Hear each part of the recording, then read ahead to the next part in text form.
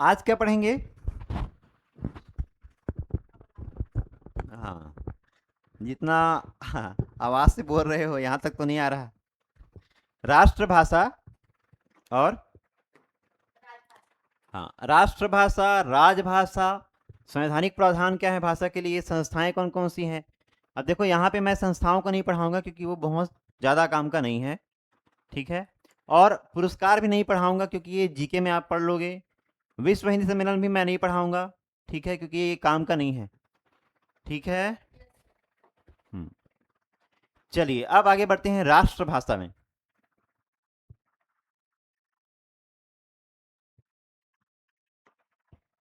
देखिए, राष्ट्रभाषा से क्या तात्पर्य है कि ऐसी भाषा जिसका प्रयोग संपूर्ण राष्ट्र अपने जनसंपर्क के लिए या संपर्क साधने के लिए करता है, उसको क्या बोलते हैं? राष्ट्रभाषा। राष्ट्रभाषा यानी जनता की भाषा। जो आम जनमानस जिस भाषा का प्रयोग करता है उसको बोलते हैं राष्ट्रभाषा। और जिसका प्रयोग सरकारी अधिकारी, कर्मचारी, शासकीय प्रशासकीय कार्यों में होता है, मंत्रीगण करते हैं, नेता करते हैं। नेता मतलब ऑफिशियल वे में करते हैं, वो तो अंगूठे छाप होते हैं कई लोग, ठीक है। तो जहां ऑफिशियल शासकीय कार्य काजों में जो इसका प्रयोग करते हैं वो क्या है? राजभाषा, ठीक है। और संविधान में जिस भाषाओं का जिक्र किया गया है 22 भाषाओं का, वो है संवैधानिक भाषा। समझ में आ गया यहां तक? और उन 22 भाषाओं को मैं पढ़ा दिया था। हाँ, अब यहां पे पीडीएफ में देख लेते हैं। राष्ट्रभाषा का अर्थ है किसी देश की उस भाषा से है जिससे उस देश की जनता का क्या हो? भावनात्मक जुड़ाव हो, जिसका प्रयोग विस्तृत और देशव्यापी हो। देशव्यापी मतलब ऐसा नहीं कि किसी एक कोने से कोई भाषा उठ के आ गया उसको हम मान लेंगे। वो लगभग आधे से अधिक पॉपुलेशन को संबोधित करना चाहिए, जैसे कि हिंदी, ठीक है। भावनात्मक एकता स्थापित करने में समर्थ हो। भावनात्मक एकता है ना। हमारे गाने जो हैं जैसे ऐ मेरे वतन के लोगों, और उसके बाद अलग अलग जितने भी गाने हैं सब हिंदी में लिखे गए हैं। हाँ भैया, आप बोलोगे वंदे मातरम है, सुजलाम सुफलाम है, तो ये संस्कृत और बांग्ला में लिखे गए हैं, ठीक है। और एक अमार सुनार बांग्ला करके है, वो बांग्लादेश बोलता हूँ, पश्चिम बंगाल का क्या है, राजकीय गीत है, अमार सुनार बांग्ला, ठीक है। समस्त लेकिन अधिकतम अगर देखोगे तो हिंदी में ही क्या हुआ है, रचना हुआ है देशभक्ति गीतों का। समस्त राष्ट्र में प्रयुक्त भाषा अर्थात आम लोगों की भाषा, बता दिया था। साधारण जनमानस की भाषा। चीन की राष्ट्रभाषा क्या है?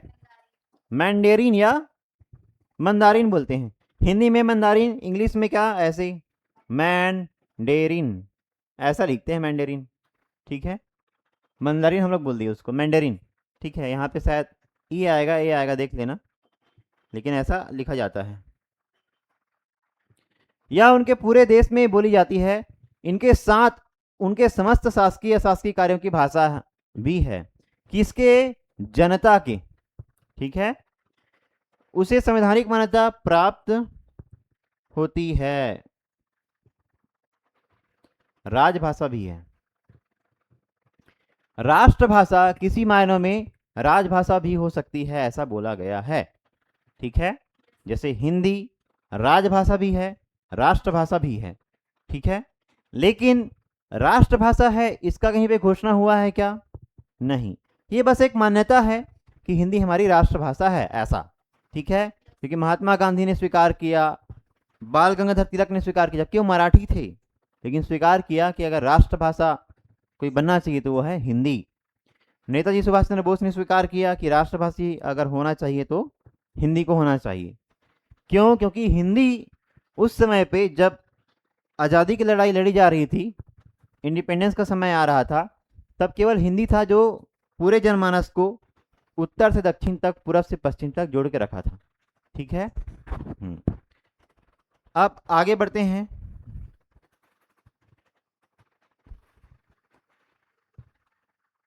देखो यहाँ पे गांधी जी वाला दिख रहा है, 6 जुलाई 1944 को सुभाष चंद्र बोस ने रेडियो पर बोलते हुए गांधी जी को संबोधित करते हुए कहा, भारत की स्वाधीनता का आखिरी युद्ध शुरू हो चुका है राष्ट्रपिता। भारत की मुक्ति के लिए उस पवित्र युद्ध में हम आपका आशीर्वाद और शुभकामना चाहते हैं। अब ये किस में है? हिंदी में। ये पूरा जो लिखा है किस में लिखा है जी? हिंदी में। ऐसा बोले कौन? नेताजी सुभाष चंद्र बोस। ठीक है। तो इसी समय बापू बन गए राष्ट्रपिता और हिंदी बन गई राष्ट्रभाषा मान्यता के रूप में। ठीक है। वैसे तो ये राष्ट्रपिता है गांधी, इसका भी कोई ऑफिशियल साक्ष्य नहीं है, बस मानते चले आ रहे हैं। ठीक है।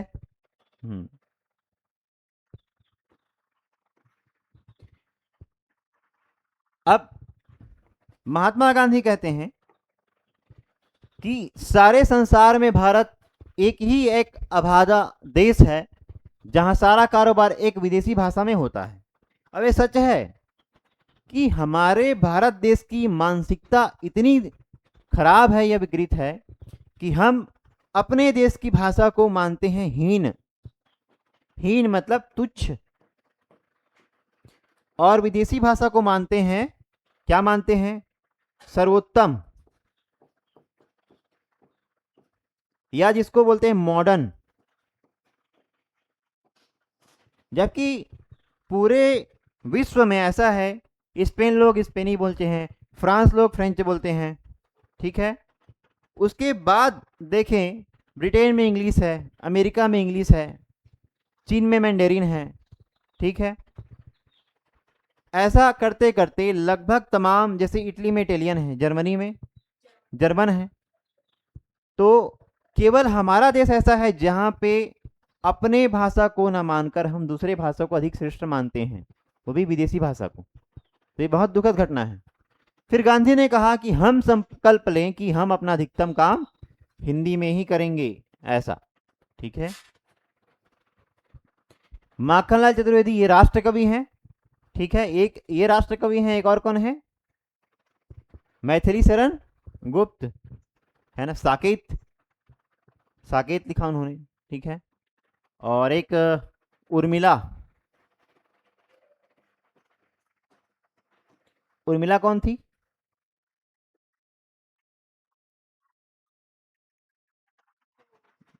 उर्मिला कौन थी? लक्ष्मण की पत्नी का नाम क्या था जी?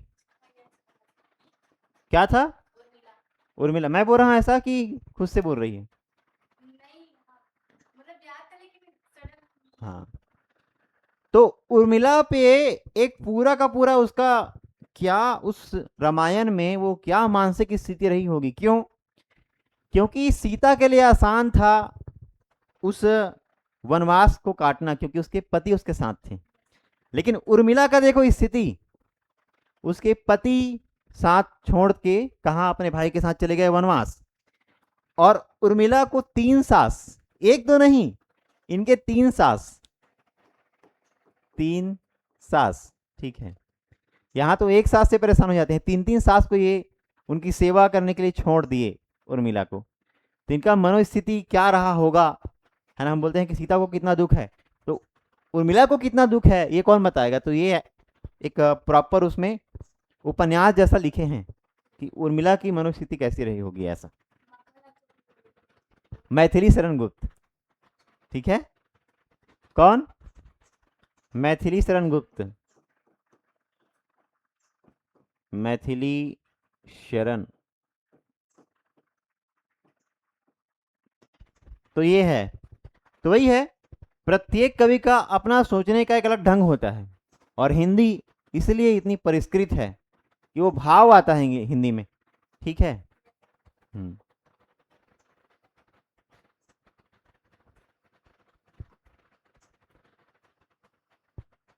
अब इंदिरा गांधी भी कह गई कि केवल हिंदी भाषा ले सकती है, अगर राष्ट्रभाषा का अगर दर्जा लेना है तो, ऐसा करके। फिर आगे बढ़ते हैं। हाँ, ये हो गया, ये भी हो गया। ठीक है। यहाँ पे देखो, जनगणना का एक डाटा पेश किया गया है। सोचो उस समय 2011 में भारत में कितना जनसंख्या था? कितना था कुल जनसंख्या? 121 करोड़। तो बोलते हैं ना मोदी 125 करोड़ देशवासियों, ऐसा करके ये। ठीक है, 125 कितना होता है जी? क्या होता है? ये 125 है। ठीक है, तो बोले थे 2014 में तो 3 करोड़ तो बढ़ गया होगा ना 3 साल में। ठीक है, अभी कितना है? लगभग 144 के आसपास है, 144 करोड़। अब देखो उस समय 2011 में लगभग 52,83,47,193 लोग ऐसे थे जो हिंदी भाषा को बोलते थे, यानी लगभग देश की जनसंख्या का 43.63% लोग हिंदी बोलते हैं और हिंदी को प्राथमिक रूप में मानते हैं। ठीक है, अब देखो जबकि इनके जो अदर हैं जैसे तमिल तेलुगु, ये लगभग 6 से 7% तक है। सोचो, तमिल तेलुगु कन्नड़ का तो और ही स्थिति, वो 4 से 5% तक है 2011 की जनगणना में। ठीक है, तो कितना बड़ा अंतर है देखो, एक भाषा जो लगभग पूरे देश का आधा आधा पॉपुलेशन उसको बोलता है, और अभी और ज़्यादा हो गया होगा क्योंकि जब जनसंख्या बढ़ा तो साउथ जो है, साउथ लगभग स्थिर रहा। भारत कैसा बन गया? ठीक है, ऐसा भी है, नाराज हो जाएगा भारत मेरे से।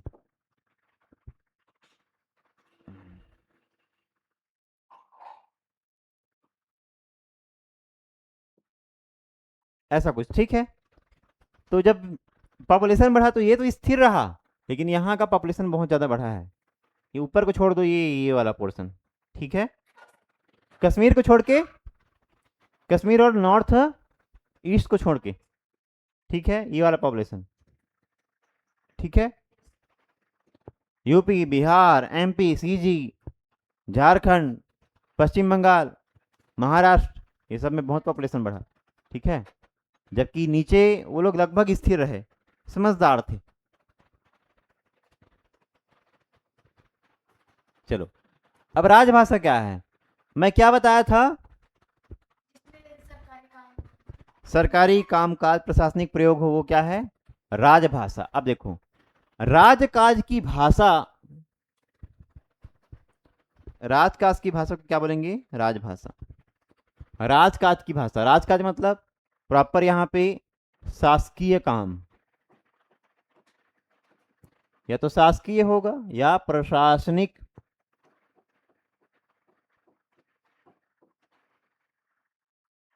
ठीक, भारत की संविधान निर्मात्री सभा ने 14 सितंबर 1949 को निर्णय लिया कि हिंदी भारत संघ की क्या होगी? राजभाषा होगी। तो ये प्रॉपर घोषित है। हिंदी राष्ट्रभाषा है या नहीं ये घोषित नहीं है, लेकिन हिंदी राजभाषा है ये घोषित है। ठीक है, राजभाषा एक संवैधानिक शब्द है जो केवल हिंदी के लिए प्रयुक्त है। किसके लिए? केवल हिंदी के लिए।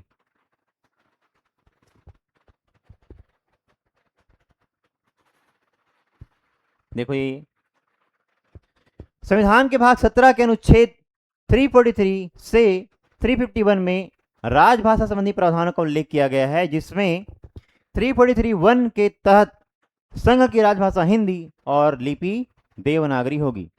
ठीक है, राजभाषा वह भाषा है जिसमें राजकाज का कार्य किया जाता है। पहला पॉइंट, राजकाज का कार्य किया जाता है। भाषा के साथ लिपि भी जुड़ी रहती है। अब भारत संघ की जो राजभाषा हिंदी है और लिपि देवनागरी है। ये व्यापक में तो काम नहीं आएगा, लेकिन सीजीपीएससी में इसमें बहुत काम आता है, ये लिखने को आता है।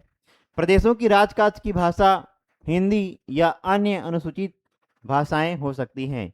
अनुसूचित कहने का मतलब क्या है? जो 22 जो भाषा है उसमें से कोई प्रयोग कर सकते हैं। ठीक है, देखो, जब भी केंद्र सरकार को अगर कोई केंद्र सरकार को कोई भी अपील, प्रार्थना या आवेदन देना होगा, तो केंद्र सरकार को अगर 2 भाषाओं में, पहला हिंदी,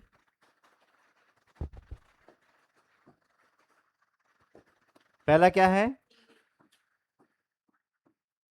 हिंदी, दूसरा क्या है, अगर इन 2 भाषाओं में आप देते हैं अपील, प्रार्थना, आवेदन को, तो केंद्र सरकार उसको पढ़ने के लिए बाध्य है। लेकिन अगर इन दोनों के अलावा किसी और भाषा में आप उसको देते हैं, कन्नड़ में दे दिए एप्लीकेशन, कन्नड़ में दिए, आवेदन दिए कि सर यहाँ पे भूकंप आया है, हमको सहायता चाहिए, किसको, प्रधानमंत्री को, तो वो बाध्य नहीं है पढ़ने के लिए। लेकिन 2 विषयों में अगर देंगे तो बाध्य है, ठीक है, क्योंकि संविधान में इन दोनों भाषाओं का जिक्र हुआ है, ठीक है, उन 22 भाषाओं को छोड़ के इन दोनों भाषाओं को जिक्र किया गया है, ठीक है। आगे बढ़े।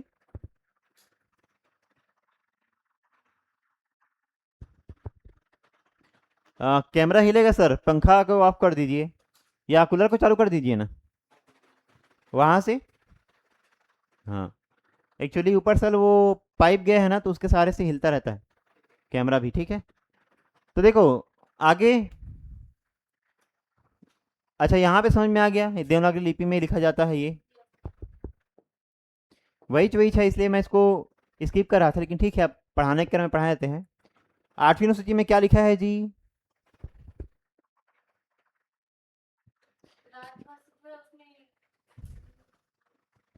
आठवीं अनुसूची से क्या समझते हो बताओ? कि यही इसमें 22 भाषाओं का जिक्र है, जो मैं पहले पढ़ा दिया हूँ। 22 भाषाओं का जिक्र किसमें है? 8वीं अनुसूची, ठीक है। 7वीं अनुसूची में क्या है? 7 शेड्यूल में क्या है जी? हाँ, शक्ति का विभाजन, अर्थात क्या है? लिस्ट, सूचियां, सेंट्रल, स्टेट और कॉन्करेंट लिस्ट। चलो पॉलिटी में पढ़ा दूंगा अलग से, लेकिन बीच बीच में बताता हूँ, वो याद रहना चाहिए ना। अब यहां पे देखो, तमिलनाडु की राजभाषा क्या है? तमिल। तेलंगाना की? हाँ, वहां की भी तमिल है। तेलंगाना की राजभाषा तमिल है। तेलुगु। जब मैं तेलंगाना बोल रहा हूं तो कॉमन सेंस लगाना चाहिए ना आपको। तेलुगु क्या है? तेलुगु, ठीक है। आंध्र प्रदेश की? तेलुगु, ठीक है। कर्नाटक का? कन्नड़। केरल का? गोवा का? महाराष्ट्र? गुजराती? हाँ, ठीक है। राजस्थान का? राजस्थान का सिंधी? पंजाब में सिंधी बोलते हैं।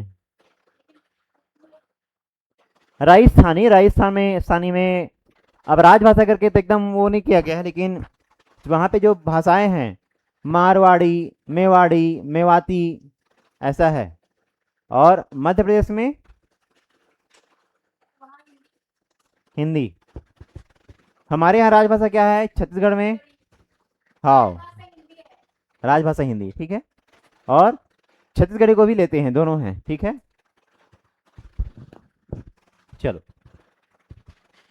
अगर आपको पेपर में आए राजभाषा के संबंध में और आपको पता नहीं है, तो दक्षिण भारत को छोड़कर पूरे ऊपर में मार देना हिंदी, क्योंकि बहुत सारे राज्यों का नॉर्थ ईस्ट और दक्षिण को छोड़ के हिंदी ही रहता है, चाहे एमपी हो, यूपी हो, बिहार हो, इन सब का राजभाषा हिंदी है, याद रखना, ठीक है। चलो, अब जो सीजीपीएससी में बहुत इंपॉर्टेंट है, राजभाषा और राष्ट्रभाषा में अंतर। राजभाषा और राष्ट्रभाषा में अंतर क्या है? राजभाषा एक संवैधानिक शब्द है, जबकि राष्ट्रभाषा क्या है? आम बोलचाल। हाँ, राजभाषा क्या है? एक संवैधानिक शब्द है, जबकि राष्ट्रभाषा एक स्वाभाविक रूप से सृजित शब्द है। इस प्रकार राजभाषा प्रशासन की भाषा है तथा राष्ट्रभाषा जनता की भाषा है। ठीक है। समस्त राष्ट्रीय तत्वों की अभिव्यक्ति किसमें होती है? राष्ट्रभाषा में। जैसे काव्य किसमें लिखे जाते हैं जी? काव्य, साहित्य, राष्ट्रभाषा में।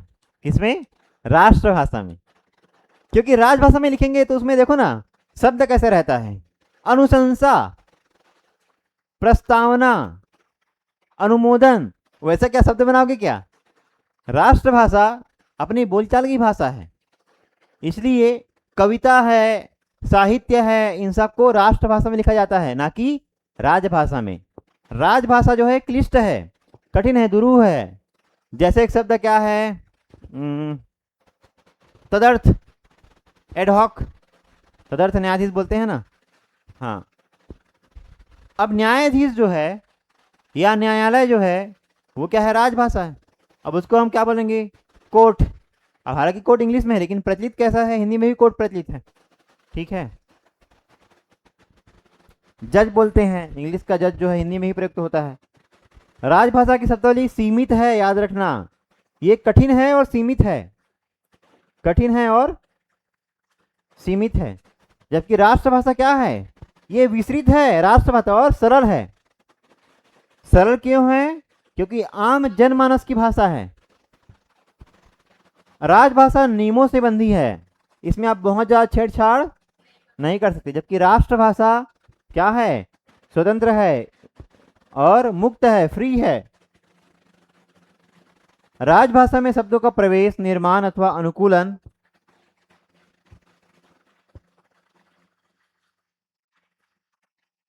यहां पे देखो, राजभाषा में शब्दों का प्रवेश, निर्माण अथवा अनुकूलन विशेषकर तकनीकी प्रकृति के शब्दों का विद्वानों एवं विशेषज्ञों की समिति की राय से किया जाता है। अब देखो, जहां पे राजभाषा आएगा वहां पे हर एक शब्द को चयन करके यूज करते हैं, उपयोग करते हैं, क्योंकि वो प्रॉपर शासकीय है। जब अधिसूचना जारी करते हैं तो उस शब्दों का महत्व होता है, क्योंकि वो सरकार द्वारा जारी किए गए हैं, उस पर आप केस कर सकते हैं, वाद कर सकते हैं। लेकिन जब राष्ट्रभाषा होगा तो आम जनमानस की भाषा है, तो कोई भी आम आदमी उसमें सुधार कर सकता है या उसका प्रयोग बदल सकता है। ठीक है। अगर वो पॉपुलर हो गया, प्रचलित हो गया, तो वही प्रयोग में आ जाता है। ठीक है। हाँ, समझ में आया? यहां पे देखो क्या लिखा है।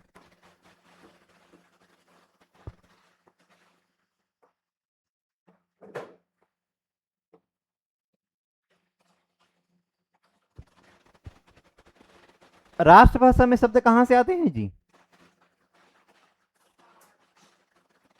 जबकि राजभाषा में शब्द कहां से आते हैं? समिति, विशेष समिति बनती है, उसमें कौन होते हैं? विषय के विशेषज्ञ और विद्वान। ठीक है। राजभाषा हिंदी भाषा का प्रयोजन, ये क्या है? प्रयोजन मूलक रूप है। प्रयोजन मतलब इसका कोई कारण है, किसी उद्देश्य के लिए होता है राजभाषा में। लेकिन राष्ट्रभाषा सहज है, सहज, बिल्कुल एकदम सहजता से आ जाता है, बोलते बोलते चलते चलते आ गया, ऐसा है ये। ठीक है। स्वाभाविक और पारंपरिक। आगे, राजभाषा के प्रयोग का क्षेत्र सीमित है, बिल्कुल सीमित है। राष्ट्रभाषा का क्षेत्र इतना व्यापक है कि उसका व्यवहार अंतरराष्ट्रीय स्तर पर होता है। जैसे तीजन बाई, पता है आपको? तीजन बाई जो है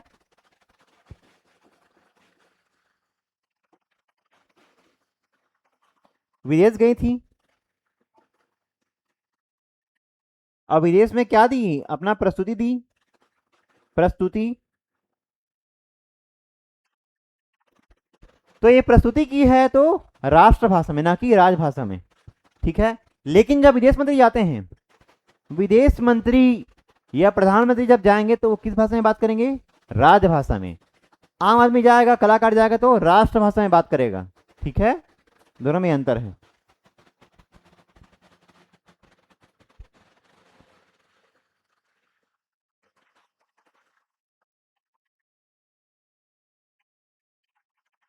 चलो ये काम का नहीं है। अच्छा ये यहाँ पे देखो 8वां,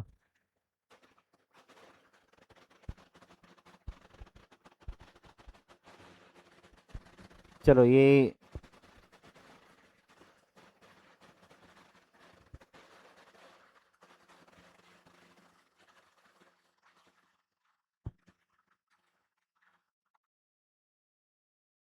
हाँ यहाँ देखो, मैं आपको कुछ संवैधानिक प्रावधान बता दे रहा हूँ जो संविधान में हम बाद में पढ़ेंगे। जैसे ये आया था एक बार एग्जाम में, ठीक है, संसद में प्रयुक्त होने वाली भाषा किसमें है? तो अनुच्छेद 120 का 1 में है। ठीक है, अनुच्छेद 120 1 में। ठीक है, इसमें क्या कहा गया है? हिंदी या अंग्रेजी में किया जाएगा। संसद में भाषा का प्रयोग या तो क्या किस में होगा? हिंदी में या अंग्रेजी में।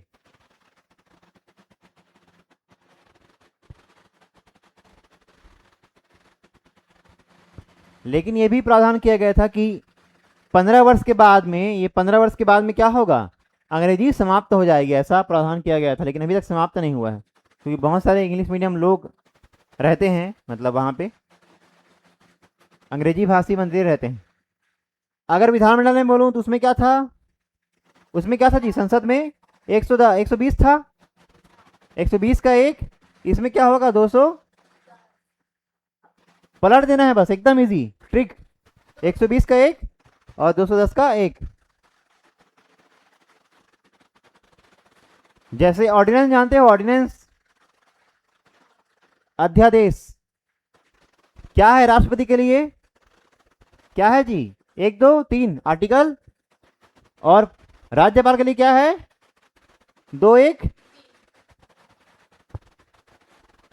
1 2 3 राष्ट्रपति के लिए, 2 1 3 राज्यपाल यानी गवर्नर के लिए।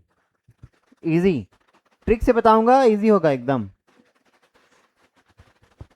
चलो, किसी भाषा में अपनी पर्याप्त अभिव्यक्ति नहीं कर सकता। अच्छा ये तो है, अगर कोई मंत्री या कोई सदस्य अगर संसद में या विधानसभा में अगर हिंदी और अंग्रेजी नहीं समझ पा रहा है तो अध्यक्ष की अनुमति से क्या करेगा? वो परमिशन लेके अपनी मातृभाषा, कोई भी हो, छत्तीसगढ़ी हो, कन्नड़ हो, मलयालम हो, वहां पे बोल सकता है। परमिशन लेना पड़ेगा। ठीक है,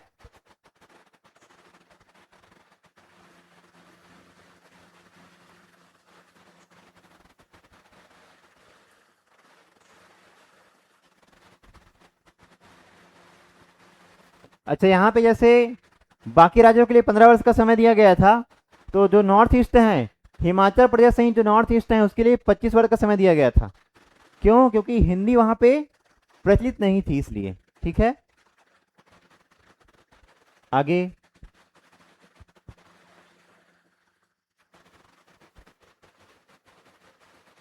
चलो, भाग 17। भाग 17 क्या है? संविधान का भाग 17 राजभाषा संबंधी क्या है? प्रावधान है। उसमें अनुच्छेद 343 से 351 तक है, 343 से 351 तक। अब मैं क्रम से बता रहा हूं, इसको बाद में और पढ़ाऊंगा, लेकिन अभी एक ओवरव्यू देख लो। 343 में क्या है? संघ की राजभाषा। क्या क्या राजभाषा है? हिंदी और अंग्रेजी। 344 में क्या क्या है? राजभाषा के संबंध में आयोग और संसद की समिति। आयोग कौन बनाएगा? राष्ट्रपति। फिर प्रादेशिक भाषाएं। अब देखो ध्यान से, 345 में क्या है? पढ़ के बता दो। राज्य की राजभाषा और राजभाषाएं। ठीक है, 343 में क्या है? संघ की राजभाषा। 345 में क्या है? राज्य की राजभाषा। 346 में क्या है?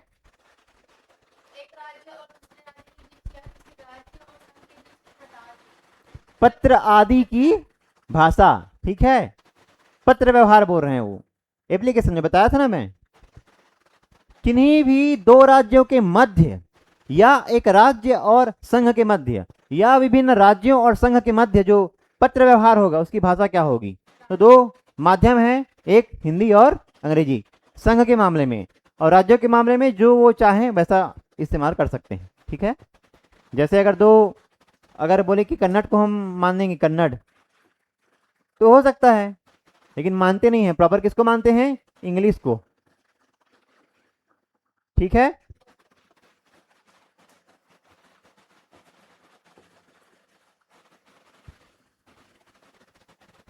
चलो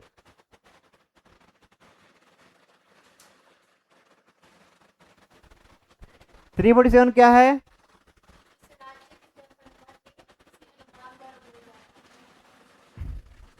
जनमानस द्वारा बने जाने वाली भाषा, ठीक है।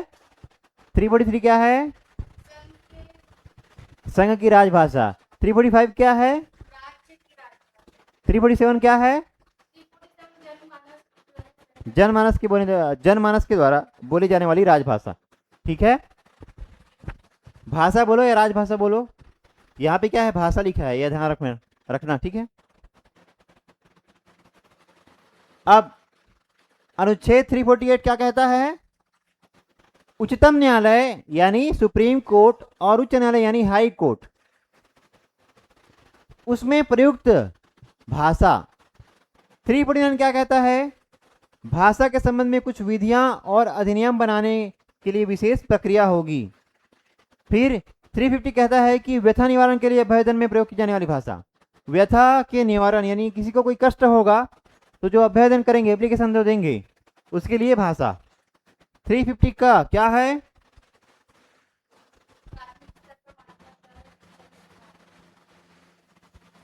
अगर आपको अपनी भाषा जैसे गोंडी हो, कमारी हो, मरारी हो, दोरली हो, अगर आपको शिक्षा नहीं मिल रहा है तो आप सरकार के पास, केंद्र सरकार के पास जा सकती हैं और केंद्र सरकार से यह अपील कर सकती हैं कि मुझे, मेरा अधिकार है कि मुझे मातृभाषा में शिक्षा हो। लेकिन कहाँ तक, सिर्फ प्राथमिक तक। आप नहीं बोल सकते कि मुझे एमएससी करना है सईदगढ़ी में, ऐसा करके नहीं हो सकता, ठीक है। प्राथमिक में हो सकता है, क्या हो सकता है, अपनी मातृभाषा में शिक्षा हो सकता है, ठीक है।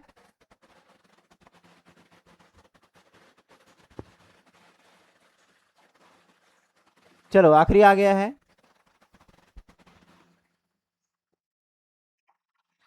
350 ख में क्या है, भाषाई अल्पसंख्यक वर्गों के लिए विशेष अधिकार या विशेष अधिकारी। भाषाई अल्पसंख्यक वर्गों के लिए विशेष अधिकारी, अधिकारी क्यों जी, क्योंकि जनजाति जो क्षेत्र हैं जैसे गोंडी है, संथाली है, भील है, ये लोग परिचित नहीं है इंग्लिश से और ना ही हिंदी से, तो इनके लिए क्या होगा, एक विशेष अधिकारी होगा जो मध्यस्थ का, मीडिएटर का काम करेगा, ठीक है। हाँ, और 351 हिंदी भाषा के विकास का, प्रचार प्रसार का, उनके संरक्षण का काम कौन करेगा, संघ करेगा, यानी राष्ट्रपति के अंदर में आएंगे, ठीक है। संघ की यह जिम्मेदारी है कि वह हिंदी का विकास, प्रचार प्रसार करेगा, ठीक है। यहां तक हो गया।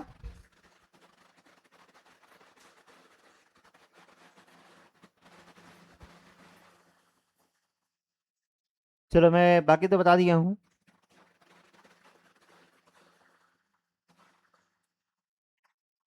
चलो इसको देख लेते हैं, ये जो अलग से बंद है,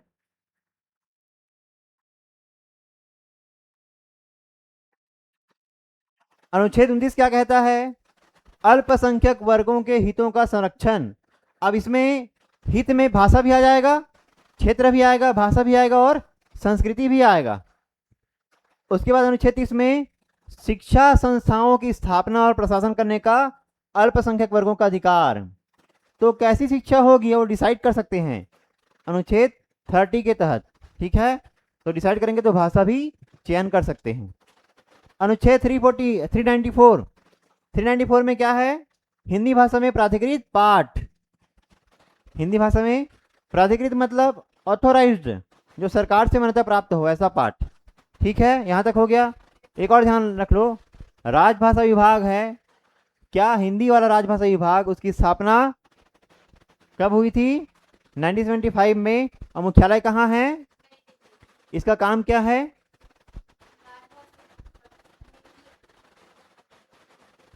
हिंदी शिक्षण करना, हिंदी का प्रचार प्रसार करना, हिंदी को आगे विस्तार करना, हिंदी का विकास करना, ये सभी क्या है? राजभाषा विभाग के काम हैं। ठीक है, यहाँ पे लिखा भी है उद्देश्य, देखो वही लिखा है। पाठ्य पुस्तकें छापना मतलब प्रचार प्रसार करना, प्रशिक्षण पाठ्यक्रम, ये सभी इसका काम है। ठीक है, चलो एक क्लास देख लो।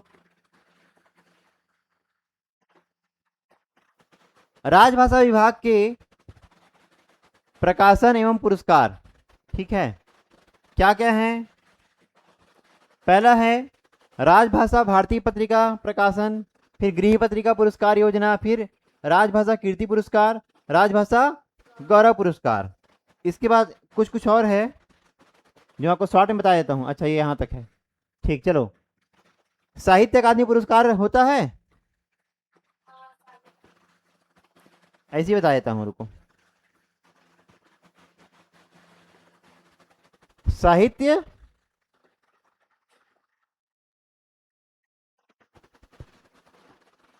अकादमी पुरस्कार,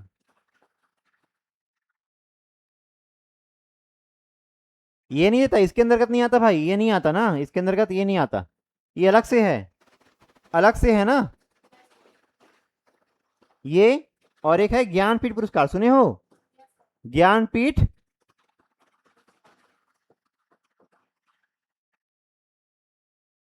फिर एक है के बिरला पुरस्कार, के बिरला पुरस्कार,